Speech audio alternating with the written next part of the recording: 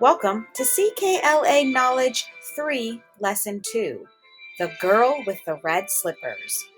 Our purpose for listening today is to discuss elements of stories and identify the characters, setting, and events in the story. We will identify the similarities and differences in two fairy tales. We also want to listen to understand the word cautiously. Can you say cautiously? Remember, people everywhere tell stories. Some stories are similar, parts are alike, and some parts are different. Let's talk Cinderella. That was the story we heard just the other day. Take a moment and whisper to a friend one thing you remember about the story.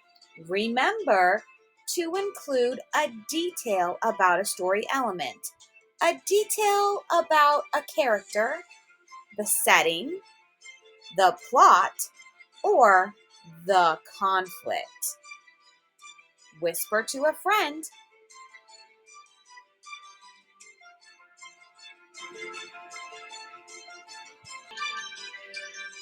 Great job! Today's story originated in a country called Egypt many years ago. Egypt is on the continent of Africa.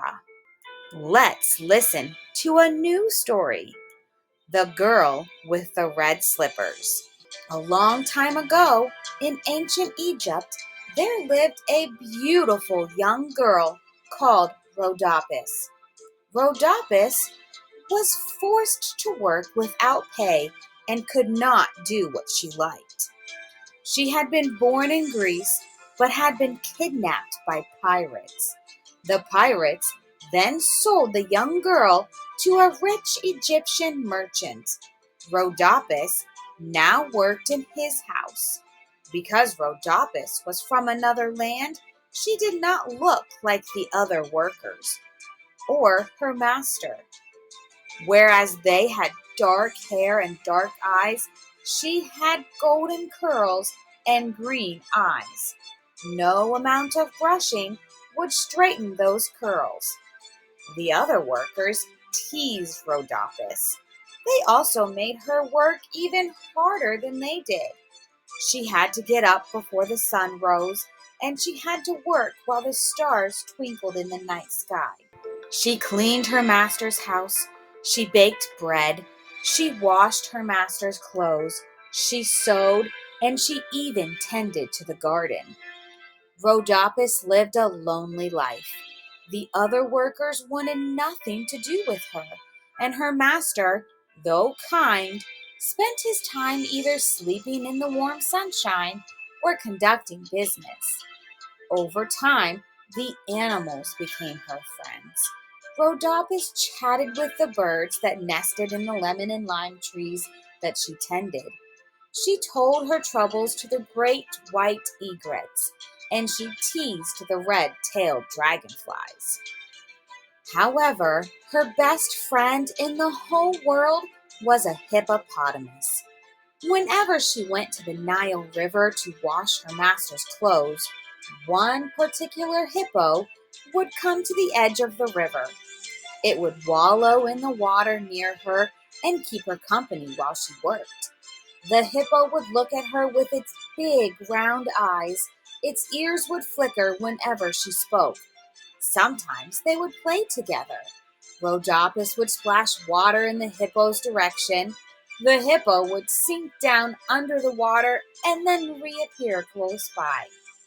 One day, while picking lemons from the lemon trees in the garden, Rhodopis heard music coming from her master's house. She placed her basket on the ground and began to dance to the music. She moved gracefully like a ballerina. Rhodopis danced in the warm sunshine. As she danced, her master woke up from a long nap. As he stretched and yawned and looked around the garden, he spotted Rhodopis dancing to the music. Rhodopis moved so elegantly Her master thought to himself that someone who danced like a butterfly, as Rhodopis did, deserved elegant shoes to adorn her bare feet. The next day, he went to his own shoemaker and asked him to make a pair of red silk dancing slippers. The soles of the slippers were to be made of the very finest leather. Several days later, the shoes arrived, and Rhodopis's master presented them to her as a gift. Rhodopis was speechless. Rhodopis loved her slippers. The other workers were jealous that she had been given such an exquisite gift. They treated her even more horribly than before. This made Rhodopis very sad. Whenever she could, she would cautiously sneak off into the garden, put on her red slippers, and dance. Cautiously means carefully, or staying away from danger or risk. Quite often she danced at night, beneath the sparkling stars, when everyone else was asleep. One day, Rhodopis's master was informed that the Pharaoh, Amasis, had decided to hold a grand banquet at his royal palace in Memphis. All of his subjects were invited, even the workers. The Pharaoh was the leader of ancient Egypt, similar to a king. Rhodopis was so excited.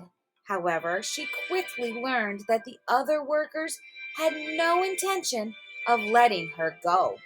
Instead, they gave her piles of laundry to do and warned her that it better all be done by the time they returned. As the workers prepared to depart, Rhodopis carried the huge pile of laundry down to the river. Rhodopis worked for several hours, washing and scrubbing the clothes. Her faithful friend the hippo kept her company. The hippo always cheered up Rhodopis, and so, after a while, Rhodopis's spirits were revived, and she began to play with the hippo. As Rhodopis cheerfully splashed the hippo, it suddenly moved to duck down beneath the water. Then it reappeared quite suddenly right behind Rhodopis. As the hippo lifted its large head, it created a wave of water that cascaded down upon Rhodopis. She was drenched. So too were her beautiful red slippers. Rhodopis sighed and scratched the hippo's head. Then she took off her slippers and placed them on the rock to dry. After that, she continued with her work. She did not even stop to eat.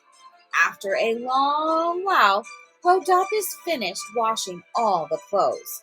By now, her back and arms were aching, but she was happy to be done. Just as she was about to put on her red slippers, she heard the flapping of wings. In an instant, one of her slippers was gone. From out of the darkening sky, a falcon had swooped down and stolen it. Rhodopis gasped out loud. She was certain that the falcon was actually the god Horus. Horus is the sky god in ancient Egypt's religion. It was a sign of something, but of what she did not know. There was nothing Rhodopis could do. She put her one remaining slipper in her pocket and returned to her master's house in her bare feet. Meanwhile, at the royal palace, an enormous crowd had gathered. The crowd was enjoying the festivities. Pharaoh Amasis looked on from his raised throne in the banquet hall. Although he was happy to see his subjects enjoying themselves, he preferred to go hunting. As Amasis did not have a wife or children, he spent most of his spare time hunting with his friends. As the day wore on, Amasis grew restless.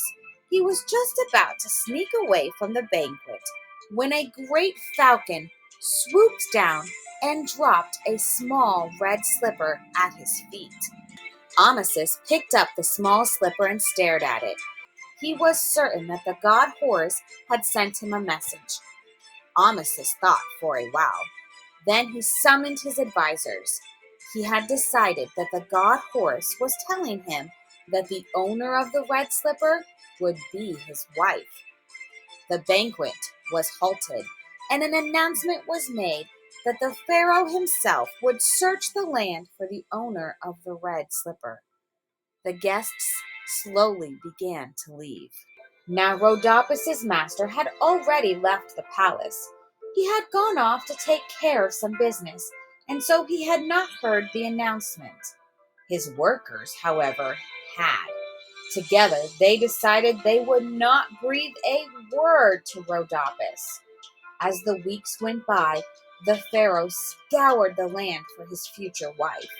He searched by land and by water, but he was unsuccessful. At last his search brought him by royal barge to a region in the northern part of his kingdom.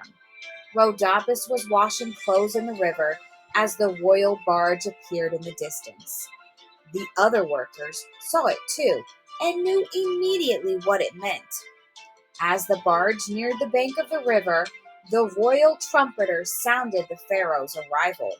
Immediately, the workers ordered Rhodopis to hide herself. They told her she was too lowly a worker to be in the presence of the Pharaoh. With the red slipper in one hand, Amasis stepped off the royal barge. Upon seeing the slipper, the female workers elbowed each other out of the way, all wanting to be the first to try it on. As this was happening, Rhodopis peeked out from the grass. She wanted to see the Pharaoh's face. As she peeked out, Amasis spotted her. He stared at the beautiful girl for several moments, and Rhodopis' heart skipped a beat. Amasis asked Rhodopis to step forward, and then he placed her tiny foot inside the red slipper. As he did so, it was clear to all that she was the owner of the slipper. The other workers were horrified that she would be the Pharaoh's queen, but the master gave his blessing. Together, Amasis and Rhodopis sailed away on the royal barge, with its purple sails fluttering in the gentle breeze that blew across the Nile River. Behind the barge swam Rhodopis' best friend and honored wedding guest. This story is very similar to Cinderella. Think of the characters and how they might be the same. What about the setting? Is the setting the same or different than Cinderella? Remember, the plot is the beginning, middle, and end. How is this story similar or different to Cinderella? And the conflict. What is the problem that happens in this story? I can't wait to read another story with you. Have a fantastic day.